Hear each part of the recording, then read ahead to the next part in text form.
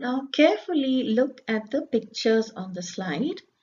You can see the pictures of children walking, children running, children skipping. Now, if all these activities have to be done, we require something very important in us. Now we know that we are able to move. You can talk, you can walk, you can run, you can skip, you can read, you can do so many things. So all these things require one very important thing, that is energy. Now, where do you think this energy comes from? Okay.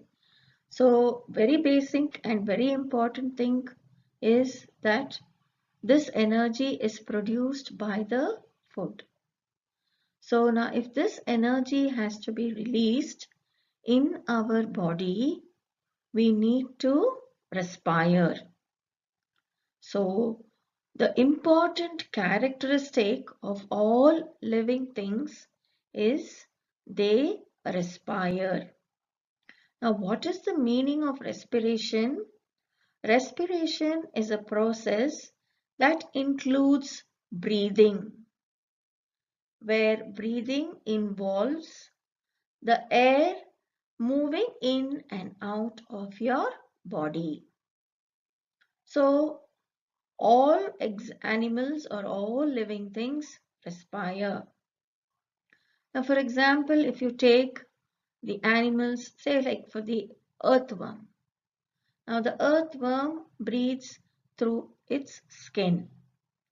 The fishes, they use their gills for breathing. And in the plants, the exchange of gases takes place through tiny pores called stomata, which are present mainly on the surface of the leaves.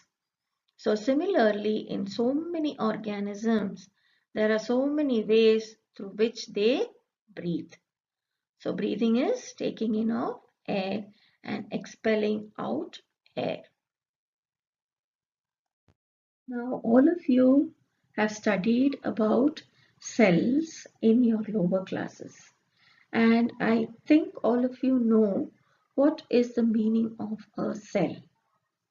Now what is the meaning of the cell is all organisms are made of very small microscopic units called cells.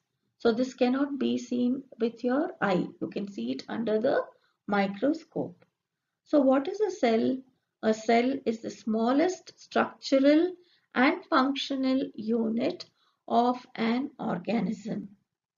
So each and every cell in your body performs some function or the other. And for the cell to perform these functions, energy is required. So to perform these functions, the cell needs energy. Even when you sleep, even when you read, even when you read, they all require energy. But where does this come from? This comes from the food that you eat.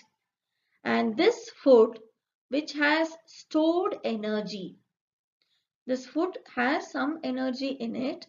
Now if that energy is released during respiration. Are you following? So the energy is released during respiration.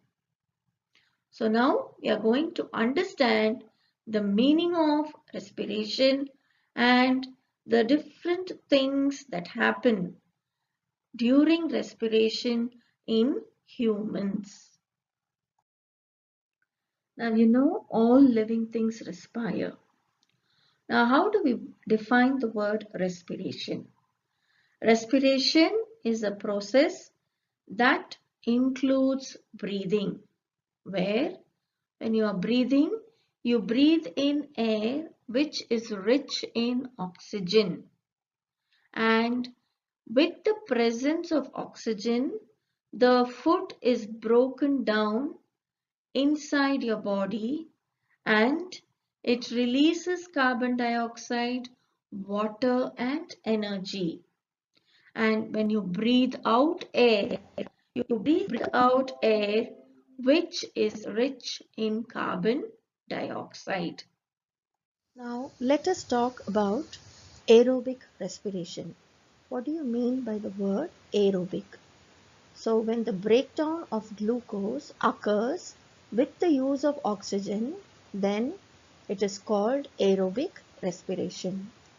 Now aerobic respiration can be represented with this equation that is shown below, where glucose is broken down in the presence of oxygen into carbon dioxide, water and energy.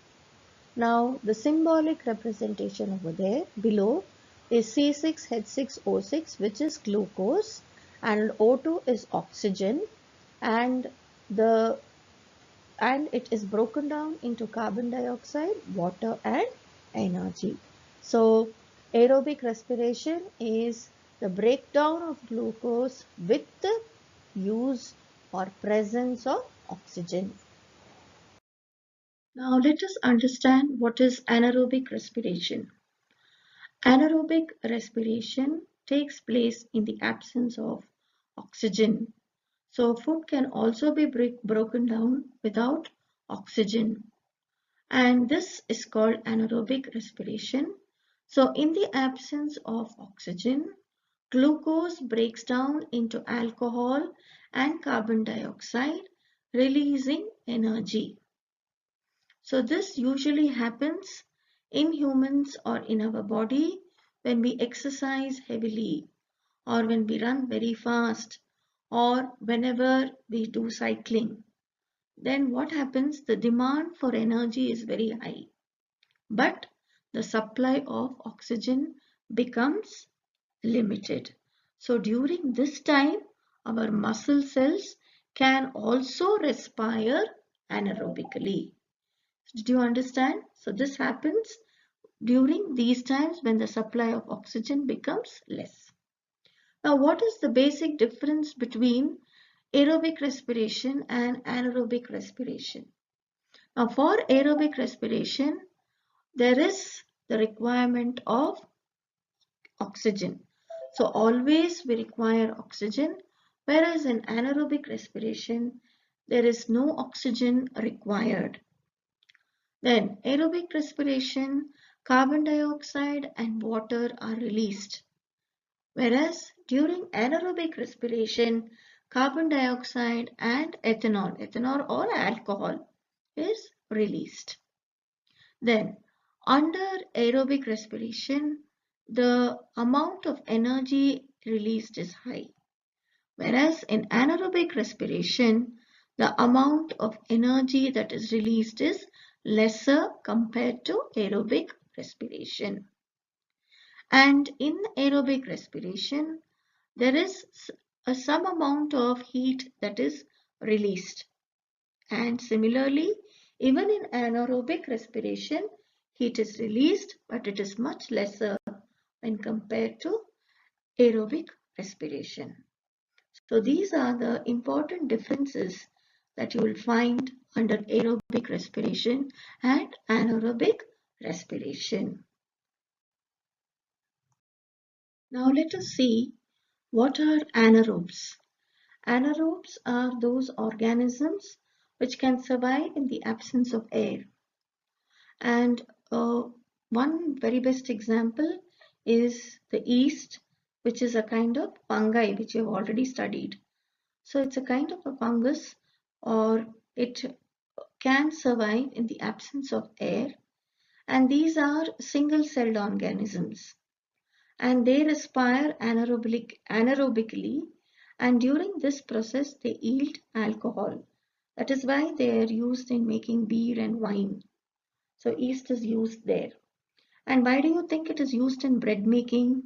Because it is useful in making bread, because during anaerobic respiration, carbon dioxide is produced, right?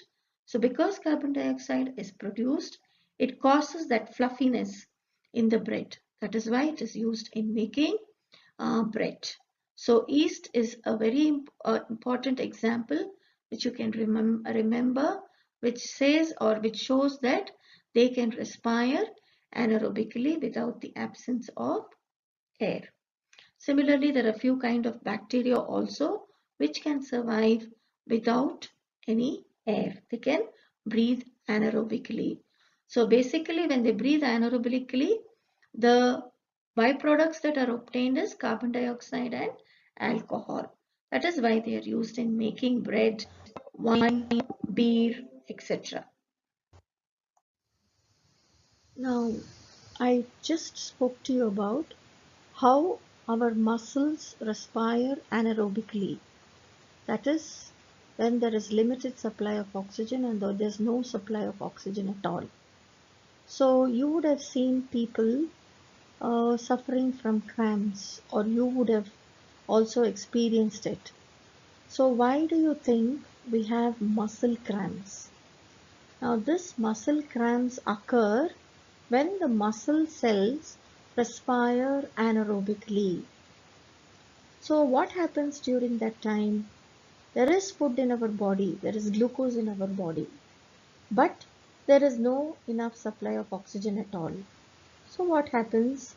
There is partial breakdown of this food.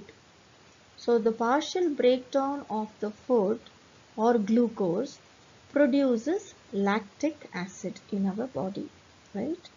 So when this lactic acid gets accumulated in the muscles, it causes muscle cramps. Have you followed? So the body makes lactic acid when it is low in oxygen or when there is no oxygen. Have you followed?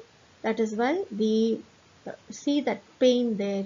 So this lactic acid, when it goes on getting accumulated, it causes pain. And the simple method of just you getting the relief from this cramp is you have either a hot water massage or a bath there.